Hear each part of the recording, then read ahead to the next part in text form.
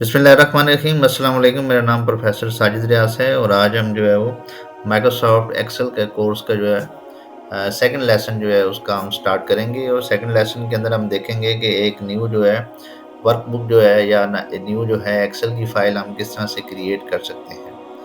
तो आइए आज का लेक्चर का हम आगाज़ करते हैं। तो सबसे पहले आप जो है वो स्टार्ट के बटन पे जाएँगे। स्टार्ट के बटन में जाके यहाँ पे बॉक्स के अंदर आप जो है एक्सेल लिखते हैं, EXEL। एक्सेल आप टाइप करेंगे तो आपके सामने एक्सेल की जो ऐप है ये हाईलाइट हो जाएगी।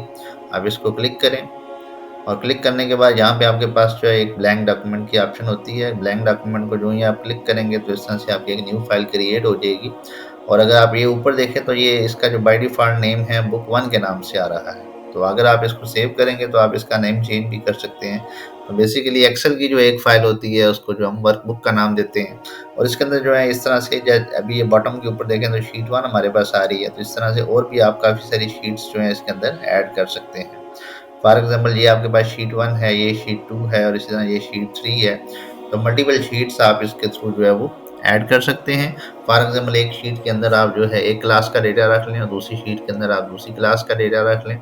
तो इसी तरह एक पूरे स्कूल का, एक पूरे कॉलेज का डेटा जो है आप एक वर्कबुक के अंदर जो है मेंटेन कर सकते हैं और मल्टीपल वर्कशीट्स के अंदर जो है आप वो बना सकते हैं।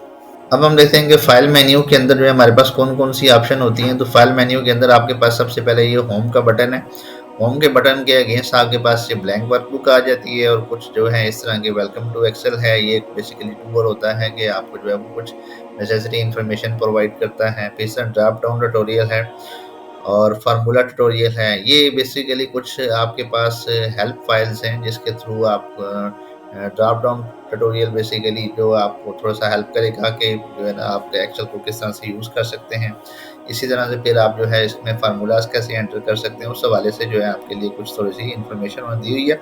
इसके अलावा ये आपके पास यहाँ पे टेम्पलेट्स हैं और अगर आप इसमें से कोई भी टेम्पलेट चूज़ करना चाहते हैं तो वो टेम्पलेट आप चूज़ कर सकते हैं। फॉर एग्ज़ाम्पल मैं ये मंथली बजट वाला अगर टेम्पलेट चूज़ करता हूँ तो आप इसको क्लिक करेंगे।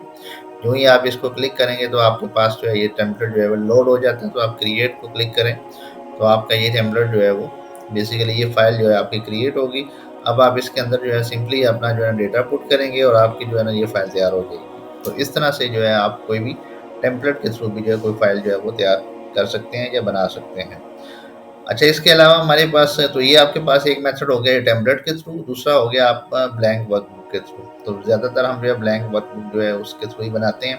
अभी जो मेरे पास जो रीसेंट फाइल्स मैंने बनाई हुई हैं वो ये रीसेंट के इस सेक्शन के अंदर मेरे पास आ रही हैं। पिन्ड के जो है मेरे पास है, अगर मैंने कुछ पिन की हुई हैं फाइल्स तो वो मेरे पास यहाँ पे आ जाएँगी। अच्छा, फिर उसके अलावा एक और चीज़ है यहाँ पे, अगर मैं न्यू के टैब में जाता हूँ, तो जो न्यू के टैब में मेरे पास ये ब्लैंक वर्कबुक आएगी। इसके अलावा ये मंथली कंपनी बजट जो भी मैंने हाइलाइट उसको सिलेक्ट किया था, तो वो भी मेरे पास यहाँ पे आ रही है और बाकी मेरे पास जो है ना यहाँ पे नीचे टेम्पलेट शो हो रहे होंगे। तो इसमें से कोई भी टेम्पलेट जो है वो आप जो है वो यूज़ कर सकते हैं। इसके अलावा जो है नेट पे आपके पास फर्दर और टेम्पलेट्स भी दिए हुए होते हैं। तो उन टेम्पलेट्स को भी आप यहाँ से सर्च करके, फॉर एग्ज़ाम्पल अगर मैं यहाँ पे सर्च करता हूँ कि मुझे स्कूल का टेम्पलेट चाहिए, तो जो ही मैं एंटर प्रेस करूँगा तो आप इससे रिलेटेड टेम्पलेट्स जो है आपके पास आ जाएँगे। लेकिन इसके लिए इंटरनेट जो है आपका जो है वो कनेक्ट होना लाज़मी है। तो फॉर एग्ज़ाम्पल अब ये मेरे पास ये माय कॉलेज बजट आ गया। तो लेट्स से मैं इसी को क्लिक कर लेता हूँ। तो अब आप ये वाला जो है ये वाली फ़ाइल जो है इस तरह से ये क्रिएट कर सकते हैं और इसमें आप सिंपली डेटा पुट करेंगे और बाकी कैलकुलेशंस जो हैं वो फ़ॉर्मूलेज़ इसमें पहले से लगे होते हैं। बाकी चीज़ें ये ऑटोमेटिकली कैलकुलेट आपको कर देगा। ठीक है? और दोबारा हम फ़ाइल के ऑप्शन में चलते हैं। इसमें तीसरी ऑप्शन होती है ओपन की। ओपन में क्या होता है जी, अगर कोई पहले से फ़ाइल बनाई हुई है तो आप उस फ़ाइल को ओपन कर सकते हैं। फॉर एग्ज़ाम्पल जो है वो मेरे पास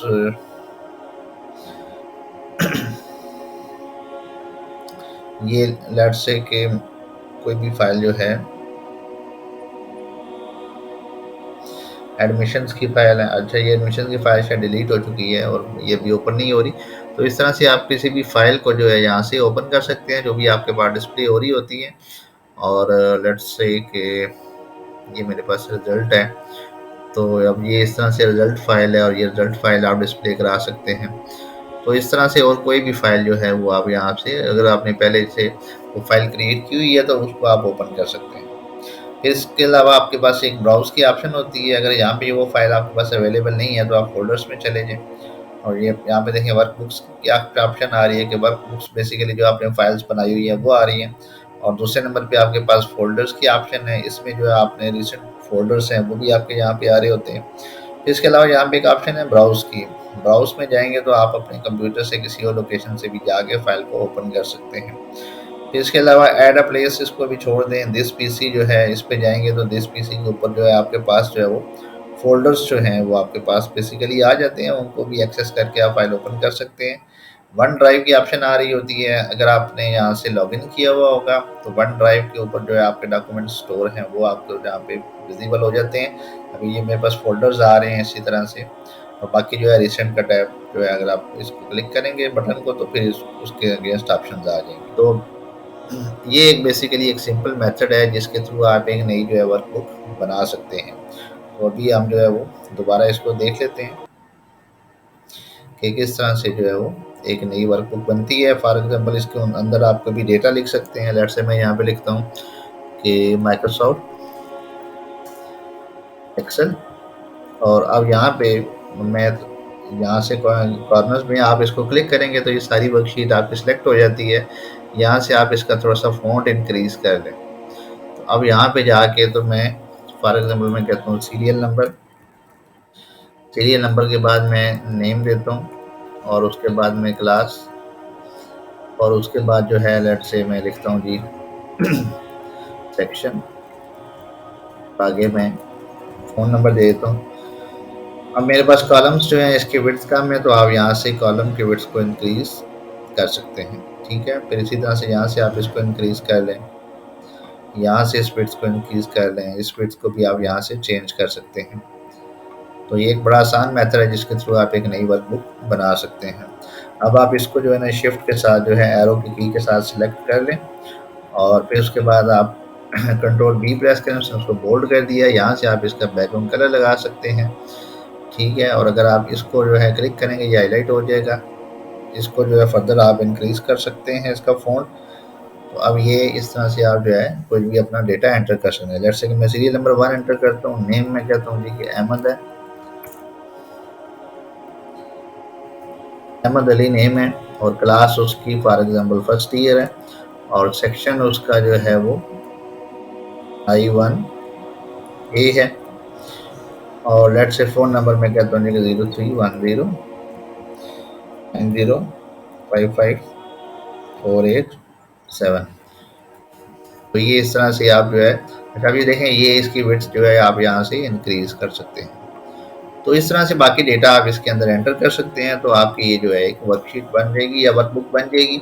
आप इसको सेव करना चाहते हैं तो यहाँ से जाके फाइल में जाके सेव की ऑप्शन है, और सेव में जाके आप इसको यहाँ से ब्राउज कर लें। फॉर एग्जांपल मैं इधर इसको सेव कर देता हूँ, बुक 1 उसका नेम है, आप इसको चेंज करके कोई और रख लें, माई फर्स्ट फाइल। तो मैं माई फर्स्ट फाइल के नाम से इसको सेव कर देता हूँ। इसकी जो एक्सटेंशन होती है .xlsx होती है। ठीक है, तो इस एक्सटेंशन से जो है ये बेसिकली एक्सेल की फाइल को स्टोर करता है। मैं जो एक्सेल यूज़ करूँ ये 2021 है। तो इस तरह से आज हमने देखा कि माइक्रोसॉफ्ट एक्सेल के अंदर किस तरह से हम एक नई फाइल बना सकते हैं, और किस तरह से जो है इसके डिफरेंट ऑप्शंस को हम यूज़ कर सकते हैं। आई होप कि आज का लेक्चर आपको पसंद आया होगा, और अगर पसंद आया तो इसको लाइक करें, शेयर करें, ताकि ज़्यादा से ज़्यादा लोगों को इसका फ़ायदा हो। और इसके अलावा अभी तक अगर आपने मेरे चैनल को सब्सक्राइब नहीं किया तो सब्सक्राइब कर लें, और इसको जो है इसके बेल के आइकन को भी प्रेस कर दें। बहुत शुक्रिया जी, आज के लिए इतना ही था। अल्लाह हाफ़िज़।